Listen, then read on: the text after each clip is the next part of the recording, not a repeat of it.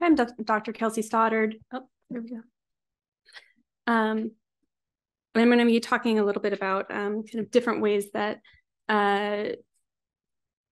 frameworks for quantifying impacts as well as quantifying resilience. So I work at the U.S. Army Corps of Engineers Research and Development Centers. There are 9 laboratories, kind of like institutes that perform different kinds of research. And one of the big focuses of our group, let's see, is on resilience. So there are kind of a lot of different ways that people quantify impacts and risks and resilience. One of those is with kind of cost-benefit analysis that we see. This is good for predicting kind of or including direct impacts, which can be calculated easily. But some of the things that are a little bit more challenging to include in this are kind of variable or stochastic elements, as well as intangible effects. So things like opportunity costs or equity that we've been talking about. So I want to talk a little bit about how those might be able to be included. Okay, well, we could skip the last one, I suppose. So I think a lot of us are pretty familiar with the difference between kind of looking at risks and resilience, but I wanted to go over our definition just really quick to make sure that everybody's kind of on the same page. So we see kind of risk management as preventing impacts to the system, so planning around them. There's kind of well-defined science around this related to quantifying threat, vulnerability, and consequence.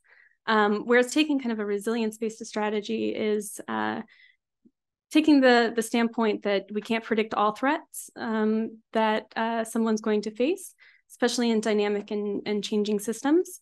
So what we want to do is really focus on understanding how the system behaves during disruption and try and increase how or minimize the amount of lost functionality over that time through kind of absorb or addressing its ability to absorb, recover, and adapt to disruption. Okay, so we think that this is important because we've done some work looking at kind of the effects of random disruptions versus kind of pre-predicted risks, and found that a lot of times your unpredicted disruptions are actually more consequential than pre-predicted events. Oh, here we go. Okay, so I want to say what is that a resilient transportation network look like? All right. So, you know, we know that systems a system that is efficient is one that can accommodate kind of commuters in standard traffic, whereas one that is resilient is one that can recover well when there is kind of adverse events. And we've been trying to study, you know, how transportations are efficient versus resilient. So this is a little bit of work that we did, kind of going to what Igor was talking about with metrics of measuring resilience and how systems behave under disruption, where we looked at building a road network and then simulated random road disruption links and looked at how the system reorganizes. And what we found with this is that kind of efficiency and resilience, there was no correlation between the two, that, you know, your transportation system's ability to recover is not related to how it performs under normal systems. And so we really need to be able to come up with very, very good ways to understand what happens when it is disrupted. So I think similar to what many people today have been discussing, we've been approaching this through kind of system level thinking, where we can't just take elements in isolation. We need to really be understanding how everything is interconnected. to be able to quantify impacts as well as the system's ability to recover. So our approach has been to create kind of a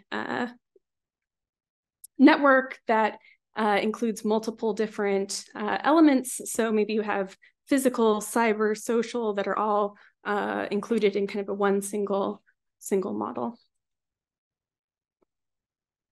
So again, we've been taking kind of a network-based approach where you have links and nodes and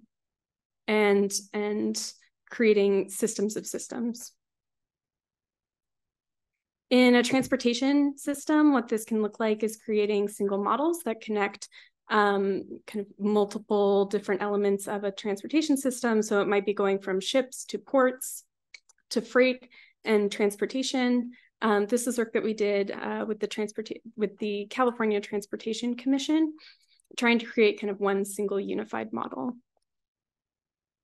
And the goal of this work was kind of, or two of the goals that I wanted to talk about with this work were creating something that would be able to quantify resilience and look at different policy to be able to understand how that system behaved. And then the second was some work we did on kind of zero emission prioritization of sites. So this is a very, very basic version of what it was, but basically what this was fusing kind of multiple different sources of data, taking a very data-driven approach. So using data-driven methods on top of that to create policy and decision tools. So kind of the first step in this was understanding for us, where is freight? I think a lot of people have talked about, you know, there are models that look at things like gravity models or other kinds of models that don't take into account the very human behavior side of things. So we wanted to include where is freight actually, rather than where do we model freight being. So we used kind of GPS data as our understanding of where freight is and what its behavior is. So the first, this is kind of not completed work, but I wanted to discuss kind of what we were doing around resilience and disruptions. For this one, we were looking at, you know, what happens when in this system you remove various components of it, and how well does the system readapt to really understand where are the places that you're most sensitive to. So I mentioned earlier those kind of single points of failure. If we have, let's say, the port of LA, it's connected to warehouses that are connected to something else. If the problem in our system is not the port, but it's the warehouses, we need to know that that's our kind of choke point in our system, and what's going to be the most to address, or the element that would have the most impact to address. The second part of this that I wanted to talk about a little bit was the work we did around zero emission. Hopefully this will spur some kind of conversation about how we might be able to, or how we can quantify some of these elements. But in this case, we were looking at trying to determine where are sites that could be converted from medium and heavy freight to zero emission from kind of current gas stations. In this case, we were looking at kind of what would minimize freight displacement. So this is, I think, a very common problem where we posted as facility assignment. You assign current freight demand and look for the best locations. We used kind of where is freight currently based off of our GPS as our demand. And then we used kind of model trip data, which included congestion to be able to get those travel times to do this optimization. And from that, we could determine kind of where are 500 sites that together would work well. And I think that this is kind of a very classic way of doing optimizations around transportation. But we went a little bit further than this as well. And one of the things we wanted to do is that kind of one source of uncertainty in a lot of these models is budgetary or resource uncertainty. So we say we want to build 500, but a lot of times 500 is not necessarily where you end up getting to. So we wanted to say, how can we kind of quantify if you only end up with a partial solution, let's try and make sure that that solution is still going to be functional to the best of our ability. And so in this case, we reran that optimization 500 times, scaling from what's the best 1, 2, 3, and then came up with this value we called hubness, which tells you, does it appear in many, many, many of the solutions? In which case, if you stop part way, are you still ending up with something functional? And this, we ended up kind of doing comparing this solution. So here, there's kind of a light brown line that shows if you build things in order of that hubness score, kind of what does the mean travel time look like as you add more and more stations over time, versus if you just added them randomly from the set of 500. And that randomly would be the dark brown line here. One thing I wanted to point to is that this actually ended up having kind of a co-benefit of, because you're kind of at anywhere along the line, it should be a very good solution. That actually meant that you got to a very good answer much, much faster. So this actually ended up making the system much more performant, much, much earlier. And I would point to here that the Y scale is log. So at, let's say, 50 stations, that's actually maybe 8 times better, not a small number better. Kind of extensions of this that we've been looking at is getting to some of the points that we've been talking about today, which is that optimization like this, I think one of the very classic ways that it is quantified is through something like travel time. But that doesn't take into account many other factors that could be included, kind of equity factors, or I don't know, you can come up with many to imagine that could be included in this. So we've been looking at doing kind of multi-objective optimizations in which you have maybe 2 objectives, say optimizing your travel time and also optimizing something like air quality. And in this case, you would weight those 2, maybe 80-20, 20-80, and give a range of answers that could then be given to a policymaker. And we see this as one way that we can move beyond just kind of a very narrow view of who's benefiting and include other people and stakeholders. So this is kind of a very quantifiable way of doing this. I think William earlier talked about a 3-tiered framework that we've also been working on. In that 3-tiered framework, the first kind of 2 steps would generally be qualitative, in which the first one you kind of define what's important in your system, and then kind of use expert ratings to say, kind of rank those. The second step would be to create connections, and then kind of reweight what are your priorities. And the third would be to move to big models like this. Once you start getting that stakeholders to know what to include, what's important, and what are your values. So kind of where do I see us at, and where do I think we're going? I think we all have seen that there's a growing need and call for resilience. And I think having solid science behind that is going to be very important.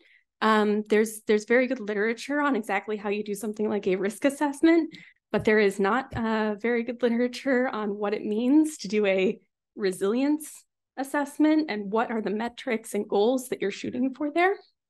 I think we have seen that, transportation systems can be modeled. We've seen a lot of that today. And I think, there seems to be a lot of people trying to move towards these complex models that include multiple factors. And, that's one approach that we are also taking, although I would love to hear how other people are addressing this problem. I think we've also seen that there is still a lot of focus on risk rather than looking at resilience. So some of the challenges that I do see is visibility. in creating at least these types of models that can be very challenging if we don't know what's going on. And a lot of times there's actually a lack of data or lack of understanding there to be able to inform these decisions. We also see a challenge in that, you have this very quantitative approach and you really need to be blending it with other considerations or pulling in multiple stakeholders, and pulling that in can be very hard. And then last, for kind of quantifying things, impacts or resilience, any of this, I think there's challenge with, quantifying exactly what is success, and that can be very hard to measure, especially when it's in units of avoided disruption. That's something that is somewhat blind to your system. So there's I think a lot of challenges here. So we see some of what we've been doing is addressing some of these areas of stochastic and intangible effects that can be a little bit harder. And I'm really interested in hearing about how other people are addressing these same issues. And then maybe last, I think we all have this very similar view that the end goal is this: we want to maximize efficiency and resilience over time, and that requires estimating both known and unknown disruptions that are going to happen. So how can we get there? And this is just kind of a summary of some of the elements that I touched on, but maybe I'll pause here at kind of the end of my talk and see if anybody has any questions.